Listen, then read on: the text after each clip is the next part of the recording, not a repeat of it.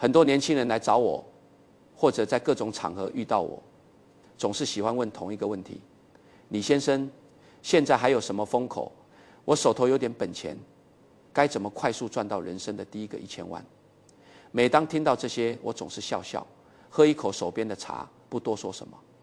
所有人都教你要敢于冒险，但没人告诉你，真正的富人从不冒他们输不起的险。大家只看到我今天坐在这个位置上，横跨了52个国家的业务，管理着数千亿的资产，便以为我有什么点石成金的秘诀。其实我不是什么天才，我只是一个从没有停止学习的普通人。我一生中最自豪的，根本不是账面上多了几个零，而是我在过去70、80年的每一次大风大浪里，从香港的6·7暴动、87股灾，到97亚洲金融风暴、08年的雷曼兄弟结业，我都安然无恙地活下来了，而且活得还算体面。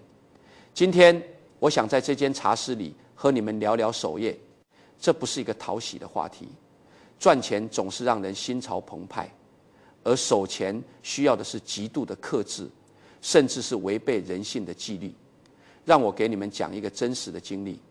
他叫大卫，是一位我很欣赏的商界后辈。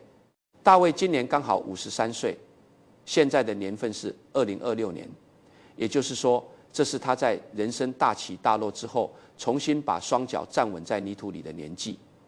大卫是一个非常聪明的人，早年白手起家，没有靠任何家族荫庇，在香港的房地产和贸易领域建立了自己的事业。就在3年前，他50岁的时候，账面身价已经达到了4000万美元。他在半山拥有几处优质的收租物业，现金流十分稳定，不仅衣食无忧，简直可以说是富甲一方。按照常理，只要他不乱来，这笔财富足够他的家族安稳度过3代。但是就在短短6个月内，他失去了一切。我清楚地记得那天凌晨2点，我接到了他的电话。一个50多岁的曾经在商场上叱咤风云的男人，在电话那头泣不成声。他哽咽着对我说：李先生，我不知道该怎么办了。我花了30年建立的这一切全都没了，我现在一无所有，身上只有还不完的债。你知道最可悲的是什么吗？导致他破产的不是因为他运气差，不是因为整个经济大盘的骤然崩溃，更不是他遭遇了什么高明的商业诈骗，他是被自己的聪明和一个极度自信的决定给毁掉的。当时大卫遇到了一个所谓的绝佳机会，一个生意伙伴拉他入伙，要在新兴的繁华地段开发一个豪华公寓项目。账面上的预测数字漂亮极了，如果一切顺利，只要楼盘封顶预售，他个人的利润就能进账5000万美元。大卫动心了，或者说他起了贪念，在巨大的诱惑面前，他忘记了我常说的那句话：未买先想卖。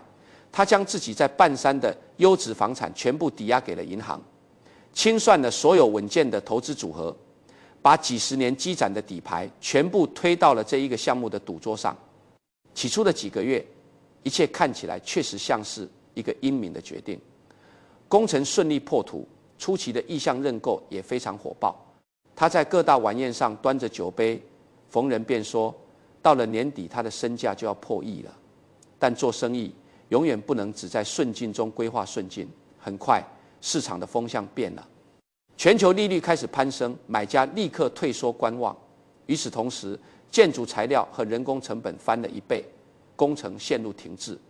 大卫被彻底困住了，他背负着银行巨额的过桥贷款，每个月的利息像一座山一样压下来。而半山的房产因为已经被抵押，根本无法变现救急。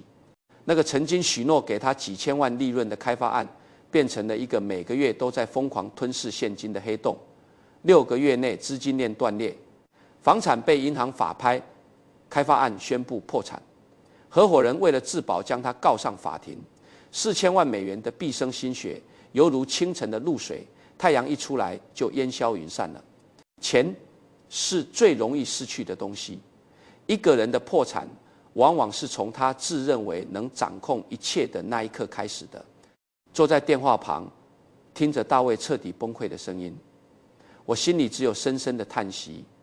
这就是一个人只懂得如何在顺境中赚钱，却完全不懂得在逆境中如何守钱的下场。致富往往比首富要简单得多。我这辈子见过成百上千的人，像搭积木一样建立起庞大的财富帝国。无论是中彩票的幸运儿、勤奋的企业主，还是风光无限的投资客，一阵风吹来，转眼成空。这不是因为他们愚蠢，而是因为他们从未学会那种能永远保护财富的底层逻辑。那个凌晨，我等大卫哭完，平静地对他说：如果你想东山再起，就永远别再犯同样的错误。你要学的不是怎么更快地赚钱，而是那个能确保你永不失去一切的策略。很多人听到这里，脑子里通常会跳出4个字：分散投资。我知道这也是所有的理财顾问、银行客户经理每天都在教你的东西。不要把鸡蛋放在同一个篮子里。你买点股票，买点债券，买几套房子收租，也许再存点黄金。如股票跌了，房子还能保值，东方不亮西方亮。这话不能算错，但他只说对了一半，而且是非常脆弱的一半。分散投资，充其量只是一种防御性的动作。它的潜台词是：我要把风险摊开，这样任何一个地方起火都不至于把我全烧光。这当然比孤注一掷好，但这远远不够。因为当真正的灾难降临，就像1997年的亚洲金融风暴，或者2008年的金融海啸时，你就会绝望地发现，所有的资产是会一起下跌的。股市崩盘，楼市断崖，信贷冻结，没有人能独善其身。在那种极端时刻，分散投资并没有拯救那些商人，它只是让他们在多个不同的账户里同时亏钱罢了。你需要建立的不是分散投资，而是反脆弱的财富系统。分散投资只是为了防守，但反脆弱是让你在泥泞的坏时代里稳稳地捡起别人丢掉的黄金。反脆弱这个概念，很多人觉得深奥，其实它就藏在我们最普通的自然规律和市井生活里。你想象一下，一只昂贵的高脚玻璃杯，这就是大多数人的财富。平时看着晶莹剔透、高贵华丽，但只要稍微受到一点外力的冲击，掉在地上啪一声就粉碎了。这就是脆弱，一个坏事件就能将它彻底抹杀。你再想象一只塑胶水杯，你把它摔在地上，它弹了2下，完好无损。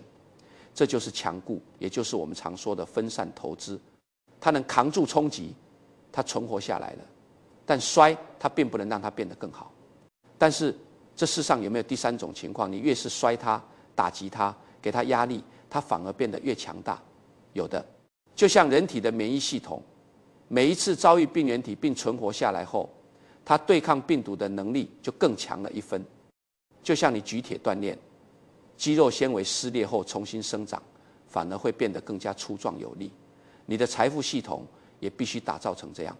每一次经济的衰退，每一次市场的恐慌，每一次突如其来的灾难，如果你在事前架构得当，不仅不能摧毁你，反而应该让你变得更强大。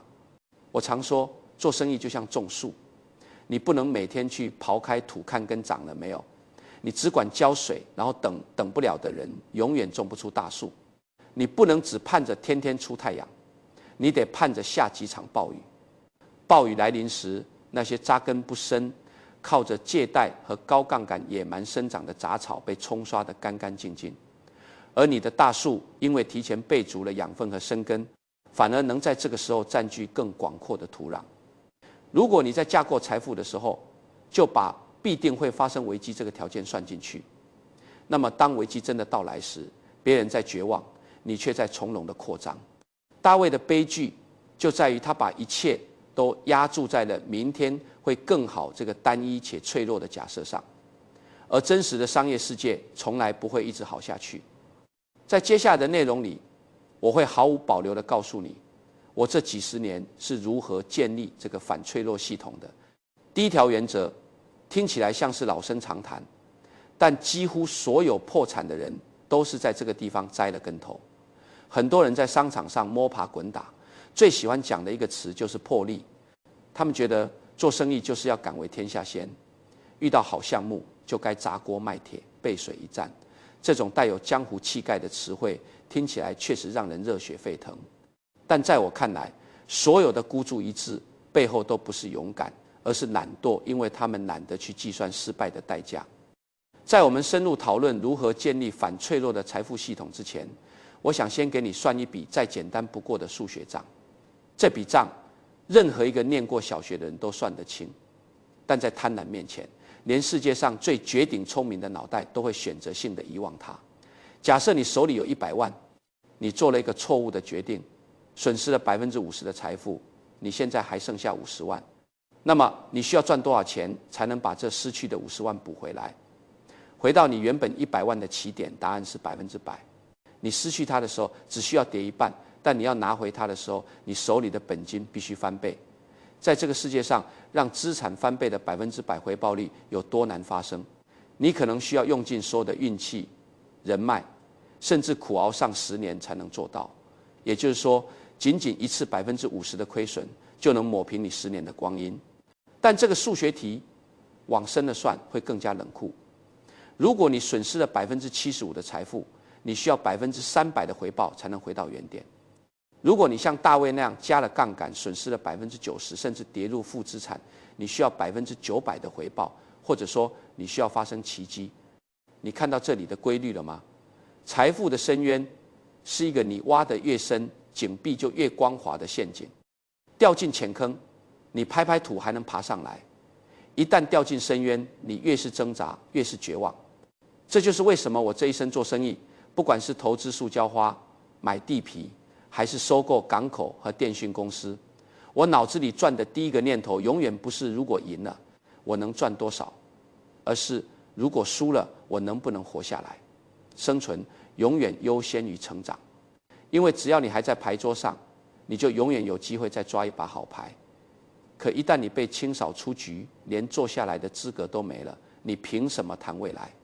在这个世界上，要建立反脆弱财富系统，第一条也是最铁血的纪律，就是永远不要把超过25%的身家押注在任何一个单一的项目或投资上，哪怕这个项目看起来再完美，哪怕政策再利好，哪怕所有的专家都拍着胸脯向你保证绝对赚钱，哪怕你自己有100%的把握，你都要硬生生地按住自己的手，把投资额死死控制在净资产的1/4以内。为什么？因为我可能是错的。你必须承认人的局限性。真正的高手从不迷信自己的眼光，他们只相信纪律。如果我判断错了，我最多损失这25%，这当然会让我心痛，会让我度过几个不眠之夜，但它伤不到我的筋骨。我还有75%的底座在支撑着我，我还能回家好好睡一觉。第二天早上喝完早茶，去公司复盘这次失败的教训，然后用剩下的钱重新来过。这让我想起上世纪70、80年代的香港地产界，那个时候经济腾飞，遍地黄金，每次政府拍地，场面都像是在打仗。很多人看到楼市节节攀升，红了眼，不仅把公司的现金全部投进去，还向银行借了极高倍数的贷款。他们觉得地价今天不买，明天就更贵了。当时也有人嘲笑我保守，说李嘉诚你胆子太小，这么好的地段，你为什么不多拿2块？我看着他们疯狂加杠杆的样子，心里只觉得危险。我的一贯作风是，如果我手里有10块钱，我最多只做2块钱的生意。后来的结果，经历过香港地产周期的人都知道，当利息突然飙升，银根紧缩的时候，那些借了9成贷款，把全部身家压在一块地皮上的大亨们，一夜之间资金链断裂，资产被低价清盘。那些嘲笑我保守的人，很多都消失在了维多利亚港的夜色里。而我们不仅活了下来，还能在他们被迫破产清算的时候，用极合理的价格买下他们曾经引以为傲的资产。所以你看大卫的致命错误在哪里？不是因为他投资了房地产，而是他违反了底线，把100%的身家连同自己居住的房子全部压在了一个看不见底的开发案上。如果他当时懂得克制，只投入他4000万身家里的25%，也就是1000万美元，当项目烂尾，合伙人跑路的时候，他会损失这1000万，那是一种切肤之痛，但绝不是灭顶之灾。他手上依然握着3000万美元的优质资产，依然有每个月源源不断的租金收入。他大可以花一笔钱请最好的律师去打官司，或者静静等待市场回暖再做打算。他本可以从容应对，但他选择了梭哈。梭哈意味着什么？意味着当意外发生时，你没有任何转身的余地，没有第二次机会，没有纠错的空间，你只能像一个走钢丝却没绑安全绳的人，一阵微风吹来就摔得粉身碎骨。生意场上跌倒不可怕，可怕的是你把爬起来的本钱也连同尊严一起输光了。你可能会问，既然这个道理这么简单，为什么还有那么多聪明人前赴后继地违反它？因为人性的底色是贪婪，而贪婪会催生出一种极度危险的心理错觉幸存者偏差。人们总是想快速致富，当他们看到一个巨大的机会时，他们心里盘算的是，如果我把一切都压进去，我明天就能实现财富自由，就能向所有人证明我的眼光。客观地说，这种孤注一掷有时候确实会成功。在这个世界上，总有几个人押上了一切，然后赢得了惊天动地的财富。媒体会大肆报道他们，将他们包装成商业天才，出书立传，让他们在聚光灯下讲述自己的成功学。但这恰恰是最大的陷阱。当所有人都在谈论那个中彩票的幸运儿时，你要去看看那1000万张被撕碎的彩票根。每一个押上一切并且赢了的人背后，站着99个同样押上一切却输得倾家荡产的人。只是那99个人永远没有机会站在镁光灯下接受采访了，他们消失了，被债务压垮了，正在某个阴暗的角落里屈辱而安静地重建他们破碎的生活。你只看到了幸存者，却忽略了遍地的枯骨。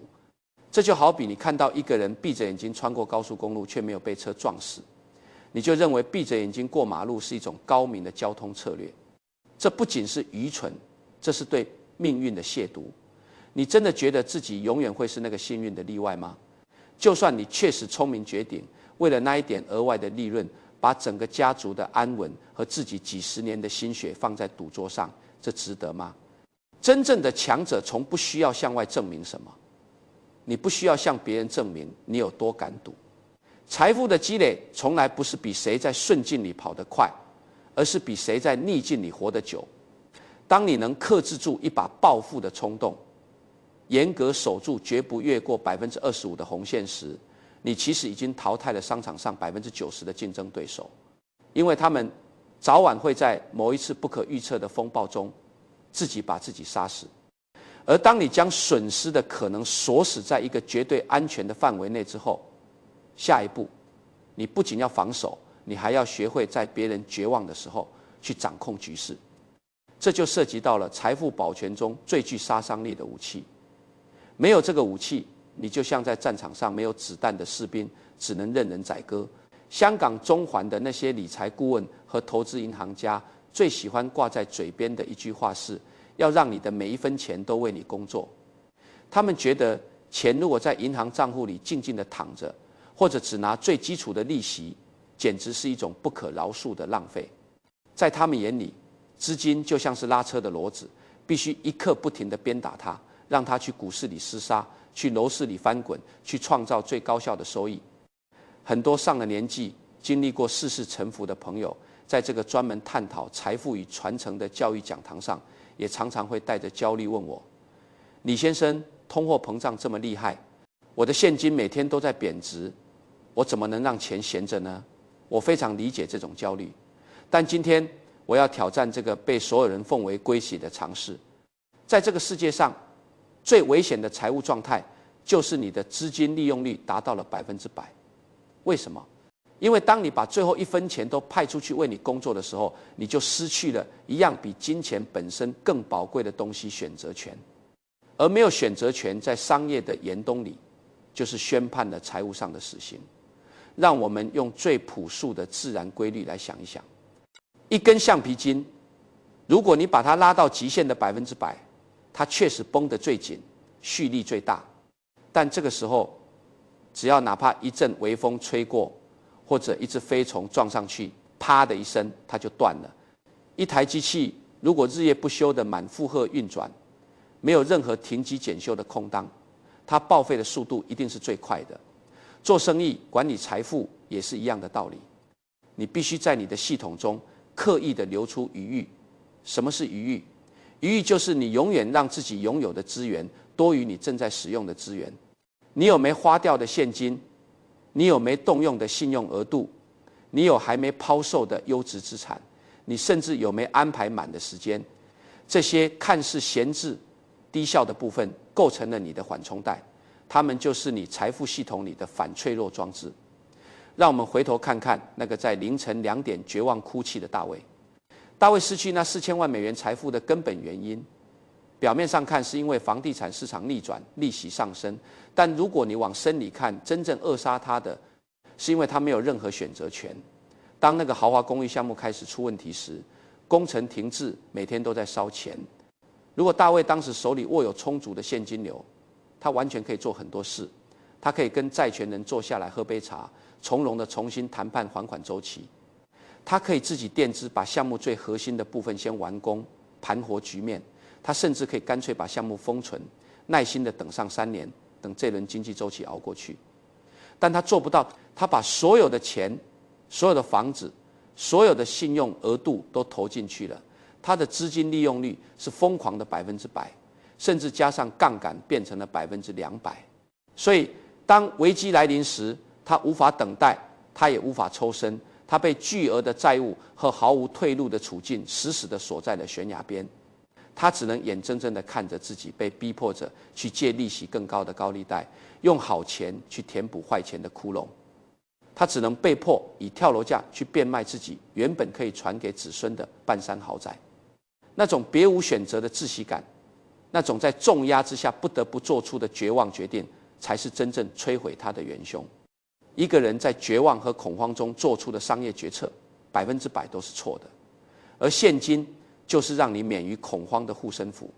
这时候，一定有人会在心里盘算：李先生，你说的我都懂，可是如果我保留20%的现金，我岂不是在眼睁睁地看着他们被通胀吞噬？我岂不是错过了牛市里那20-30%的丰厚回报？你说的完全对，这就是保留选择权的代价。那20%的现金资产，在太平盛世里，它的表现一定会落后于市场大盘。它看起来笨拙、保守，甚至会让你在朋友聚会攀比收益率时显得有些丢人。但是你用这点落后的利息和通胀的折损买到的是什么？你买到的是在所有人都动弹不得时，你依然能够行动的自由。你买到的是无论风浪多大，你都能安稳睡个好觉的底气。你买到的是不用看任何银行脸色，不用对任何债主低声下气的尊严。更重要的是，你买到了在危机中抄底的入场券。回顾香港乃至全球的商业史，你会发现一个残酷的真相：财富从来不会凭空消失，它只是在危机中发生了转移，从那些脆弱的人手里转移到了那些反脆弱的人手里，从那些没有现金的人手里转移到了那些手握现金的人手里。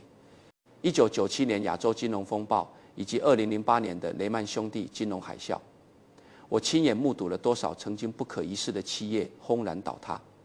在那些风雨飘摇的日子里，中环的街头弥漫着绝望的气息。平常高高在上的优质资产，不管是核心地段的商铺、极具潜力的公司股权，还是大宗商品，价格都跌去了3成、5成，甚至更多。那些平时把资金利用到极限、杠杆拉满的人，此时正为了活命，哭着喊着要把手里的好东西打5折卖掉。而长和系为什么能在那些年里跨越周期，甚至在海外买下那么多优质的港口和基建项目？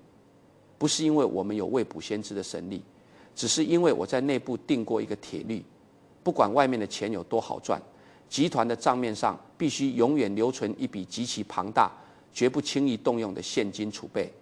好景时不要忘记坏日子，坏景时不要忘记好日子曾经来过。这不仅是一句哲理，更是实实在在的财务纪律。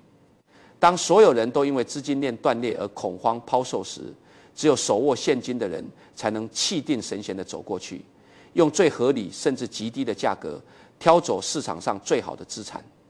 在正常时期，那20%的现金确实在吃亏，但在危机时期，它所爆发出来的购买力和回报率，将彻底碾压过去10年你在牛市里赚到的所有蝇头小利。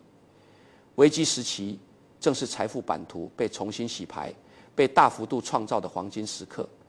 这世上最贵的不是地段，不是人脉，而是在所有人被迫跳楼大甩卖时，你还能从口袋里掏出钱来的那份从容。所以，给自己定下一条不可逾越的规矩吧。无论市场看起来多么繁花似锦，无论你对某个项目有多么笃定，永远保持至少20%的净资产，以现金或极高流动性的等价物形式持有。把这20%当成一笔永远不打算赚钱的钱，把它看作是你为了保全家族财富，为了确保自己永远拥有选择权而缴纳的保险费。有了它，你就不再是一个随波逐流的赌徒，而是一个真正手握主动权的操盘手。然而，仅仅留有现金还不够，现金是一潭静水，它能救急，但要让你的财富帝国能够生生不息，跨越世代，你还需要建立一条不会干涸的河流。这也是很多高收入群体最容易陷入的另一个巨大盲区。真正的富有，从来不是看你账面上积累了多高的一座金山，而是看你有没有一条不需要你亲自去挑水，就能源源不断流进你家水缸的清泉。在这个世界上，有一个关于财富的巨大幻觉，大多数人，甚至包括很多在商界摸爬滚打了半辈子的老手，都习惯于用一张资产负债表来衡量自己或别人的成功。他们看重的是净资产，你账面上有多少钱，你拥有的公司估值是多少，你名下的房产如果今天卖掉能换多少真金白银。这不仅是大多数人理解财富的方式，这也是福布斯富豪榜每年给人们排座次的方式。但今天我要告诉你一个可能会颠覆你认知的真相：单纯的账面净资产或者极高的主动收入根本不足以保护你在大风大浪中活下来。真正让你得以守住财富、跨越世代的关键，不是净资产，而是现金流。具体来说，是不依赖你主动投入时间的被动现金流。如果你的钱需要你每天用命去盯住才能生钱，那你不是财富的主人，你只是金钱的高级打工仔。让我们来看看中环写字楼里那些令人艳羡的精英们，那些顶级律师、知名医生，或者是跨国公司的高管。他们每年的薪水可能高达300-500万，甚至上千万港元。他们穿着剪裁得体的深色西装，出入最高档的餐厅，住在海景豪宅里。在所有人眼里，他们都是绝对的富人。但是，这是一种极其脆弱的假性富有。为什么？因为他们的收入是建立在他们必须像一台机器一样每天高速运转的基础之上的。他们是用极高的时间单价在出卖自己的生命。如果有一天他们病倒了，这台机器停转了，收入立刻就会归零。如果他们累了想休息，收入也会归零。如果行业不景气被裁员，收入依然会归零。他们就像是在一台跑步机上奔跑的人，虽然跑步机被调到了最高档位，跑得飞快，看起来很威风，但只要他们停下脚步，瞬间就会被甩飞出去。而更可怕的是，虽然他们的收入可能会因为意外而终止，但他们的房贷、车贷、高昂的生活开销却一分都不会少。这就是为什么很多看似年入千万的高管，在遇到一场大病或一次长达半年的失业后，生活会迅速滑向破产的边缘。真正的财富必须是反脆弱的，反脆弱的财富不需要你去维持它。即使你躺在病床上，即使你在海边散步，即使你睡着了，钱依然会像一条静静流淌的小河，源源不断地流进你的账户。很多人追求财务独立，意思是赚够一笔钱，然后退休不干了。但我认为我们要追求的境界应该是财务无敌。什么是财务无敌？就是你的财富系统自动产生的被动收益，已经远远超过了你维持体面生活的所有支出。只要越过了这条线，你在财务上就是不可战胜的。你根本不可能破产，你可以安然度过任何一次经济大萧条。更重要的是，从那一刻起，你做任何商业决定都是基于什么才是长远明智的，而不是基于我下个月要怎么还银行的钱。让我们再回头看看大卫的失败。他的4000万美元身家之所以在6个月内灰飞烟灭，根本原因就在于他的收入模式完全依赖于主动交易。他是一个极其优秀的猎手，他必须不断地去寻找新地皮、谈判新项目、管理新的开发案。只要他还在打猎，他就有肉吃。可是当2026年市场环境骤变，房地产交易彻底冻结时，森林里没有猎物了，他主动打猎的收入瞬间变成了0。如果大卫在过去的30年里懂得用打猎赚来的钱去买下那些能自己结出果实的果园呢？如果他拥有的不是一堆需要不断追加投资的烂尾楼，而是那些每个月都能按时收到租金的商铺，能定期发放股息的优质股票，能产生利息的债券，或者是那些不需要他亲自经营也能稳定盈利的成熟企业股权呢？那么即使他最后那个豪华公寓的项目彻底搞砸了，即使合伙人跑了，他每个月依然有几十万甚至上百万的被动现金流入账。这些不需要他操心的钱，本可以帮他支付利息、维持生活，为他争取到最宝贵的喘息时间，但他没有。当主动收入的阀门被拧紧时，他彻底干涸了。这也是为什么你们看长河系过去的几十年，我们虽然是从塑胶花起家，后来做房地产，但当集团积累了足够的资本后，我花的最多精力和资金去收购的，往往是那些在普通人看来并不起眼，甚至显得有些笨重的生意，比如遍布全球的港口码头、欧洲的电讯网络、英国的自来水公司和电力网络。很多人看不懂，他们说：“李先生，你买这些公用事业，回报率那么低，一年也就几个点，哪里有炒地皮、搞金融来钱快啊？”我总是笑笑不说话。真正的强者从不需要向外证明什么，他们只盯着眼前的暴利。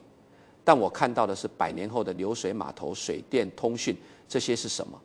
这些是无论经济好坏，普通老百姓每天都要用的东西。只要太阳照常升起，只要人们还要开灯、喝水、打电话，这些资产就会雷打不动地为集团提供庞大且极度稳定的现金流。我常在内部说，我从不做5年以内能看到结果的生意。你买入，然后等待，不是因为你有先见之明，而是因为你有足够的耐心。这些能产生稳定现金流的资产，就是我们抵御任何全球性金融危机的压舱石。当风暴来临，别人的资金链断裂时，我们靠着这些日夜不停的现金流，依然可以稳坐钓鱼台，甚至有余力去收购别人吐出来的优质资产。所以我希望你们在评估任何一项投资时，首先要问自己的不是这东西明天能不能涨价，而是这东西能不能给我带来持续的现金流。只会坐等升值的财富是极其脆弱的。比如你买了一块荒地，或者买了一堆不产生任何收益的投机性虚拟资产，你唯一的盈利方式就是祈祷明天有一个比你更傻的人愿意用更高的价格把它买走。这不叫投资，这叫寄希望与运气，而期望从来就不是一种可以信赖的商业策略。在这里，我要告诉你们一个可能会打破常理的思考方式。在我的世界里，我更关心我的投资能产生多少真金白银的收入，而不是他们在账面上的市场价值。让我给你打个最浅显的比方，假设你持有一家极其稳健的公司的股票，这家公司每年雷打不动地分给你50万港元的股息。有一天股市大跌，恐慌蔓延，这只股票的账面价格暴跌了30%。这个时候，所有的散户都在哀嚎，新闻里都在说大家损失惨重。但我问你，你真的损失了什么吗？并没有。这家公司的基本面没有变，它依然在卖它的产品，它到了年底依然会准时把那50万港元的股息打到你的账户里。你的实际收入1分钱都没有减少，唯一改变的只是电脑屏幕上那个闪烁的数字。那个数字代表的仅仅是那些陷入恐慌的陌生人今天愿意出多少钱买你的股票。但只要你今天不急着卖，那个数字与你何干？不仅如此，如果你听从了我上一章的建议，手里恰好留着20%的现金储备，当股价暴跌30%的时候，你的反应不应该是恐惧，而应该是狂喜，因为你可以用更便宜的价格买入更多这只能下金蛋的母鸡，从而大幅增加你未来的股息收入。那个会摧毁脆弱投资者的市场暴跌，反而成了你扩大财富版图的最佳助推器，因为你关注的是内涵的收入，而不是外在的价格。这就是反脆弱性的终极体现。不要再做那个在跑步机上挥汗如雨，一旦停下就会被时代抛弃的高级打工仔了。把你的每一分钱都慢慢转化成一棵棵能为你遮风挡雨、结出果实的树，哪怕长得很慢，哪怕不够刺激，但时间永远是这种系统的朋友。当你建立起了这个不需要你就能运转的现金流网络之后，你就可以高枕无忧了吗？还没有，因为人最致命的弱点往往隐藏在我们最引以为傲的理性和自信之中。你必须在自己的系统里埋下一个用来对付万一全盘皆输的终极防御机制。在这个专门探讨财富与智慧的教育讲堂里，我们已经聊了很多。其实我们在商场上最难克服的心理障碍究竟是什么？不是贪婪，也不是恐惧，而是那种难以名状的确定感。我们都太想相信自己是绝顶聪明的了。我们做了长达几个月的市场调研，请教了最顶级的行业专家，看遍了所有的财务报表，最后得出一个结论：这个决定绝对万无一失。大卫当年也是这么想的，他坚信那个房地产开发案会成功，他甚至在脑海里连未来几年的利润怎么分配都想得清清楚楚。但在这个时间线里，他错了，因为他把整个家族的命运都建立在我的判断100%正确这个极其脆弱的假设之上。所以当现实无情地证明他错了的时候，他失去了一切。确定性是摧毁财富最锋利的刀，它会诱惑你集中下注，它会怂恿你使用高杠杆，它会让你对身边所有潜在的危险视而不见。那些真正能够跨越世代长久守住财富的人，在构建自己财富体系的第一天，就会在骨子里植入一个极其反人性的底层逻辑。假设我对这个世界的所有预测都可能是错的，这意味着什么？这意味着你永远不要把身家性命压在一个单一的预测上。如果你坚信未来10年科技股会大涨，你可以去投资，但不要把所有的钱都投进去，因为万一爆发了你根本无法预见的战争呢？万一出现了颠覆性的技术变革呢？所以你要把资金分散，拿出一部分去配置能够抵御通货膨胀的实物资产，拿出一部分去购买能在经济衰退时依然派发股息的公用事业，拿出一部分配置现金。这样哪怕你对大势的判断完全错了，你也仅仅是在某一个局部战役中吃了一点亏，你的主力部队依然完好无损。这就是反脆弱的精髓。你的财富增长不能依赖于你永远不做错决定，而是必须依赖于即使你犯了错，这个系统依然能把你从悬崖边拉回来。这就引出了一个工程学上的词汇备源，或者叫冗余系统。在设计飞机的引擎时，工程师绝对不会只装一套操作系统，他们会装2套3套。为什么？因为他们假设系统一定会出故障，如果主系统失效了，备用系统能立刻接管，飞机就不会掉下来。你的财富系统也需要备源，你需要多重的收入来源。如果这边的生意停摆了，那边的收租还在继续，你需要多重的资产类别。如果股市崩盘了，你的债券和黄金依然坚挺，你甚至需要多重的法律实体和防火墙。如果某一个项目遭遇了诉讼，你的家族信托依然能保全你妻儿的生活。建立备源系统是需要付出代价的，它会占用你的资金，它看起来不够高效，但在漫长的一生中，防止一次灾难性的毁灭，远比最大化眼前的效率要有价值得多。因为人生这场游戏，你只需要遭遇一次毁灭性的打击，就彻底出局了。而只要你永远不被淘汰出局，时间终将以复利的奇迹来回报你。很多人说我是商业奇才，但我自己心里最清楚，我从不靠未卜先知做生意。我和大洋彼岸的华伦、巴菲特 Warren Buffett 管理伯克夏、海瑟薇 Berkshire Hathaway 的底层逻辑，其实是不谋而合的。我们都不追求在风口上飞得多高，我们只追求在寒冬里活得最久。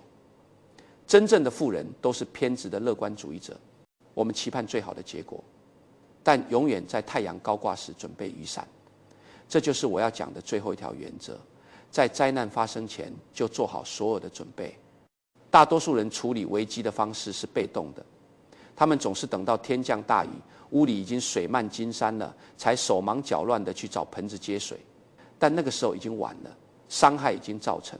我总是习惯在晴天的时候修屋顶，我会在脑子里反复推演，如果明天利率突然翻倍怎么办？如果最大的客户突然倒闭怎么办？如果我自己突然倒下怎么办？在这个推演的过程中，有2件看似不起眼的工具，构成了反脆弱体系的最后一道城墙。第一是保险，大多数人把保险看作是一种开销，甚至觉得这钱花得冤枉。但在我眼里，保险是成本最低的反脆弱工具。人寿保险、重大疾病险、责任险、财产险，这些东西确实每年都在消耗你的现金，你交着保费，心里甚至祈祷最好这辈子都别用上它。如果你真的没用上，说明你平安无事，你买到了内心的平静。而万一灾难真的降临，它就能替你挡下足以让你倾家荡产的致命一击。当你知道自己的下行风险已经被彻底封死的时候，你在做生意、做投资时，才会拥有真正的从容和底气。